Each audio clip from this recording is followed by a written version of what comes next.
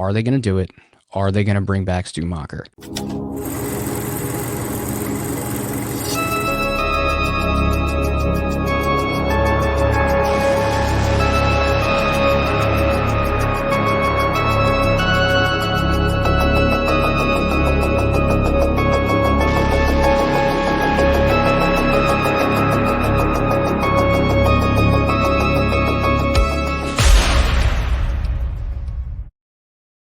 What's up, everyone, and welcome again back to Enter the CineVault. So, in this video, I thought with Scream 7 coming up on filming very soon, this is January 3rd as shooting this video, and I believe filming starts on January 7th. We know the basic kind of premise of the movie is a Sidney Prescott-based story. We've gotten some casting announcements. I don't know if there's any more that will be announced before they go into filming, or if they plan on bringing anyone in partway through once they start production. But either way, we are days away from Scream 7 beginning production. So for the Scream fans, I'm pretty sure that's very exciting. However, the big question that remains is, are they going to do it? Are they going to bring back Stu Macher? Anyone that knows me for any length of time will know that I'm in the camp of Stu died in 1996. You know, we saw the TV fall on his head, electrocuted, stabbed, cut, bleeding out, and all of that. So I've always, taken that as that's Stu's death. However, with creative writing, and this is the movies, you can almost do anything to bring back a character with some pretty good explanation, and I think I have most of the details worked out to make this work. So I figured let's theorize a little bit. I've broken this down into a handful of steps. So I think first and foremost, you have to start with a flashback. You have to go back to 1996 and start there. I think that's the best way to kind of get this going, and this will lead into the rest, and it should be very logical and make a lot of sense to kind of fit the movie. So we start with a flashback. Moving on from the flashback, you then have to figure out, okay, where has Stu been all of this time? Where has he been, hiding, or what happened with him after the events of 1996, and then where has he spent all this time? What happened to him? Why would he be coming back? Well, obviously none other than Sidney Prescott. So, let's kind of break things down a little bit. Let's start from the top, and let's start with the flashback. If we remember the end of Scream 1996, we have Gale Weathers out front of the Macher house. She's beginning her live broadcast. All of the cops and the ambulance are all out front. So you would imagine this is now a crime scene, and all of the police are inside. And obviously, they're going through everything. They're looking for, any clues or whatever they have to kind of do, to assess the crime scene. And then with the ambulance being there, that there's EMTs on scene. So that's where we start. We're going to start with the EMTs. Obviously, they're going to go into the party room. They're going to see Stu's body on the ground, TV on his head, laying there, assuming he's dead. Now, there's two ways you can handle this. I would say first is they remove the TV. They're checking for vital signs. They don't feel anything, and then they're loading the body up on the stretcher. They're going to put him in the ambulance. Now, you can approach this also two ways. They can check the body for vitals and suddenly feel a pulse, and then boom, Stu kind of comes to, and they realize they got a live one on their hands, and they've got to get him in the ambulance and rush him to the hospital to save his life. Or they transport the body into the back of the ambulance, and they continue checking for vitals, and basically, maybe they feel a pulse inside, and that kind of prompts them to, okay, we've got a pulse here. Now we've got to try and save this kid. And that's where the defibrillator would come out, maybe CPR, and they're trying to resuscitate the body in the back of the ambulance on the way to the hospital. So that's where I would start. I would start with the EMTs. They come in the house, they find him, and he comes to at some point. So leading from there, you go to the hospital. Now, obviously, he's going to be checked in. He's going to be put into a room, IVs, all of the medical attention that he needs. Then we have to kind of figure out, where do we go from here? So let's kind of tackle that. We think back to the Macher house. The Macher house was very large. They seem to be a wealthy family. So obviously the parents would be going to the hospital to kind of check on their son, find out what happened. This could be the next day. But this is also going to lead into, what happens from here. He just committed these murders and now he's in the hospital. He was assumed dead. And now the parents and some of the medical staff, they realize, okay, this kid's alive. And now he's going to have to face the consequences. He's going to have to face, some kind of trial. And he has to kind of, own up to what he did. So, where do we tackle that from here? Well, I kind of thought about this and I figured, let's make the Macher parents, let's make them some high profile people, because this is going to lead into a little bit of legal corruption, which is something I didn't mention at the top here, but that's definitely something that has to kind of occur here in order to kind of make this whole thing work. So let's take either, the father or the mother. These are kind of interchangeable. You have to make one maybe like a high profile judge, and then let's make the other a high profile lawyer. So now you've got two people involved in the justice system within Woodsboro. So that's going to cover the ground for what happens to Stu from here. Obviously, he's got to go, into court. They have to figure out what's going to happen with him. Is he going to plead insanity? Is he going to, try to get himself off of this, or what's actually going to happen here?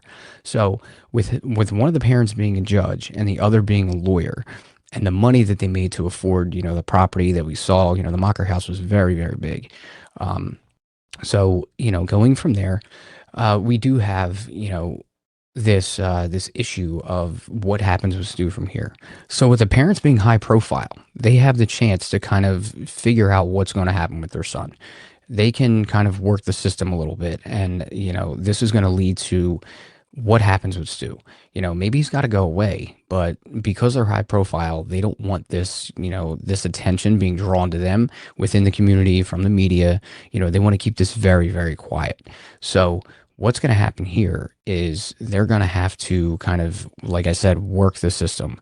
Stu's going to have to go into kind of like almost like a privatized trial. Like, it would have to be very quiet, under the radar, no press. Nothing like that. So when he does finally reach like his sentencing, obviously they're going to work out some kind of plea deal. And then, he's gotta serve some kind of time for this. So what happens with that? I would say what they should do next is he's got to go to some kind of federal prison, but you can't just put him, like general population.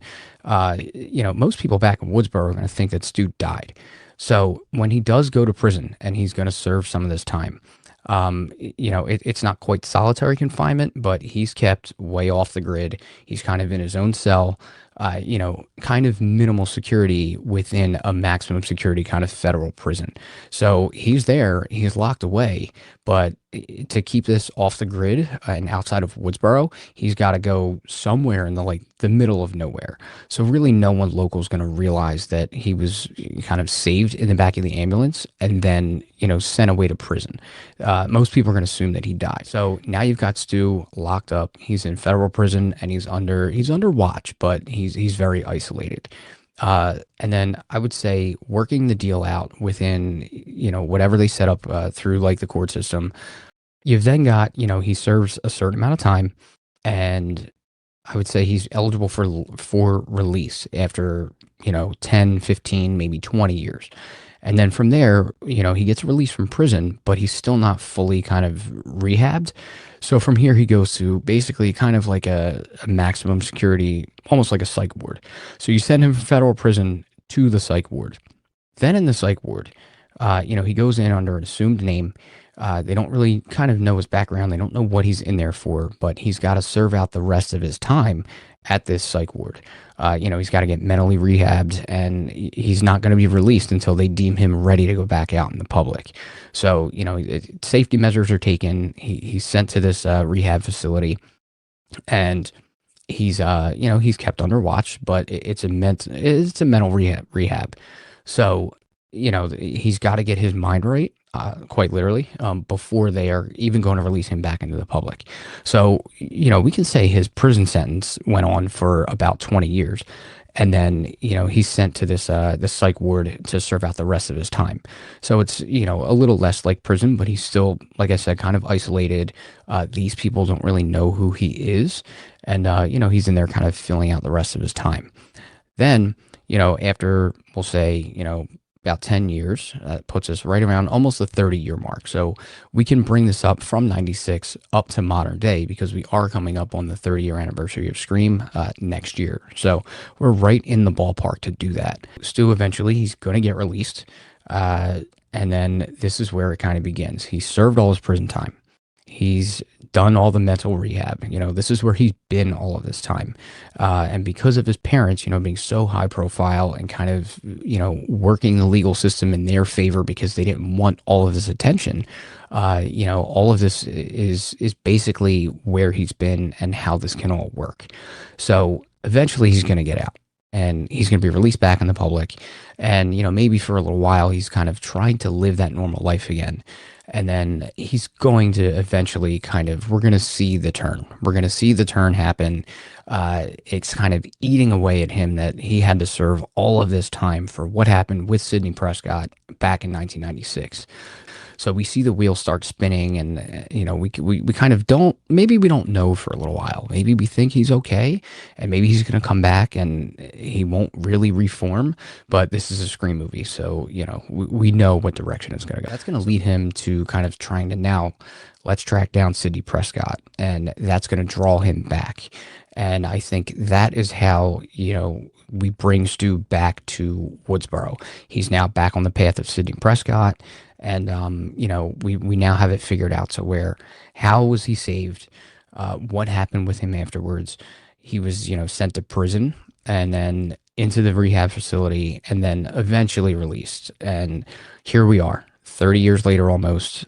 He's tracked down Sidney and he's basically back for revenge. So we do circle back to more of a revenge story, but we do kind of have this story building up to come full circle from 1996. And then this, last minor detail that I don't think we should leave out, there always has to be two ghost faces, right? So Leslie Macher. We heard the Leslie Macher name brought up in Scream 5, but we never met Leslie.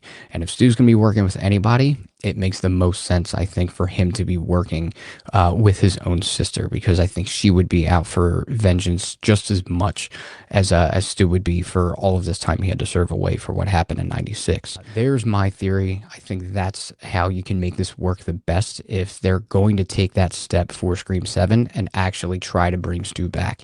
Like I said, there was a lot of moving parts and quite a few hoops to try to jump through, but I think doing that, it would make the most sense. So there you have it. There is my Scream 7 theory. How can you bring Stu Macher back? I think those are kind of the best steps that I would take if I was in the writer's seat and had to put this thing together.